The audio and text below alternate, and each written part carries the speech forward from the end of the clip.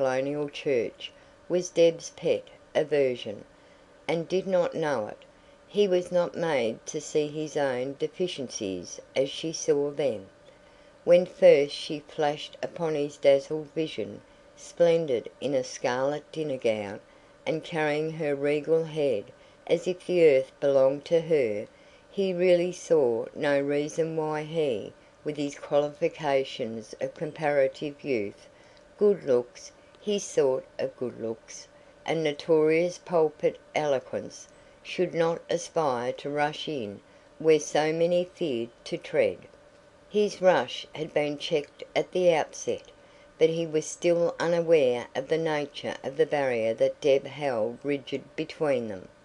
He continued to gaze at her with his ardent little black eyes, as if no barrier were there, and it was because he did so that Deb, who could not slap him for it, slapped Ruby sometimes, and called her a brat, and would not have her asked to Redford for the holidays, thereby giving occasion to envious Alice Urquhart for that warning to Guthrie Carey not to trust his baby to her. There was still another lover present, the favoured lover. He sat with Alice near the piano where Francie and her governess were playing duets, listening without listening to his companion's jerky talk, those pathetic attempts to attract him, which so many second-rate girls were not too proud to make obvious to his keen apprehension. Claud Dalzell's distinction was that he was the most polished young man of his social circle. He had all the advantages that money could give, and in addition was naturally refined and handsome. To hear Claud Dalzell read poetry, or sing German folk songs to his own graceful accompaniment, was to make a poet of the listener. To dance with him was pure enchantment to another good dancer. He was the best horseman in the land, and if his present host could not appreciate his many charms, except perhaps the last named, others did. The whole race of girls, more or less, fell down and worshipped him. He sat with Alice Urquhart because he could not sit with Deborah, or rather because he could not condescend to share her with that twopenny halfpenny mate of a tramp cargo boat, as he styled Guthrie Carey, whom she had made happy at last. She had rescued him from her father's clutches. She had called him to a chair beside her, where there was no room for a third chair. Her glistening skirt flowed over his modest toes. Her firm, round arm, flung along the chair arm between them, made him feel like Peter Ibbotson before the Venice of Milo. It was so perfect a piece of human sculpture.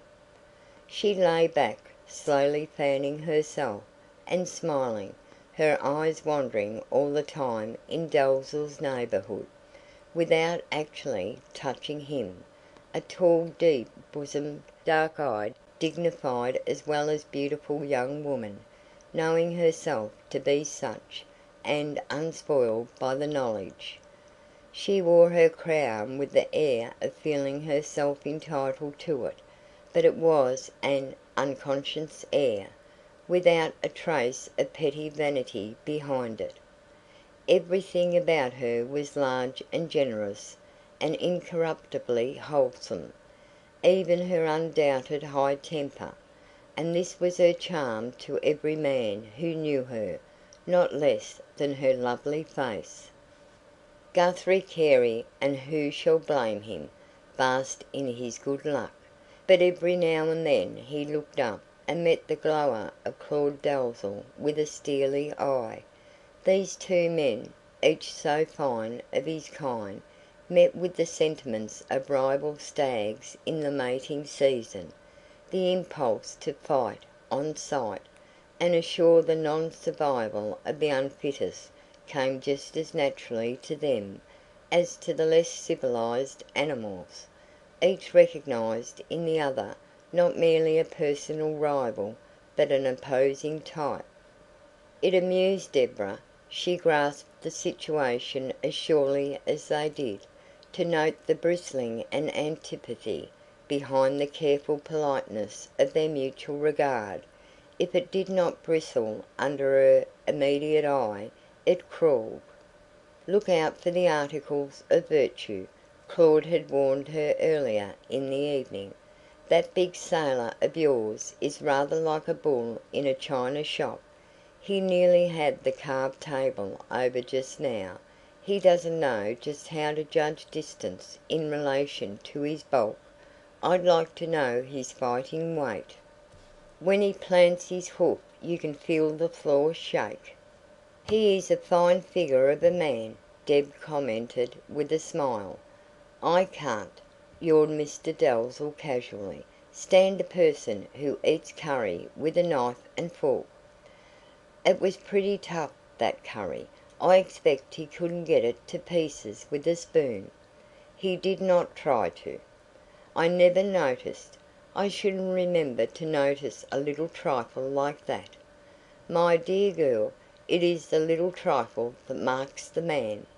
"Oh," said Deb, and then she sought Guthrie Carey, and brought him to sit beside her. "That gentleman sings well," remarked Guthrie tepidly, at the conclusion of a finely rendered song. "I often wish I could do those ornamental things. Unfortunately, a man who has his work, if he sticks to it properly, gets no time to qualify. I'm afraid I shall never shine at drawing room tricks." "Tell me about your work," said clever Deb, smiling behind her waving fan. At once she had him quite happy, talking about himself.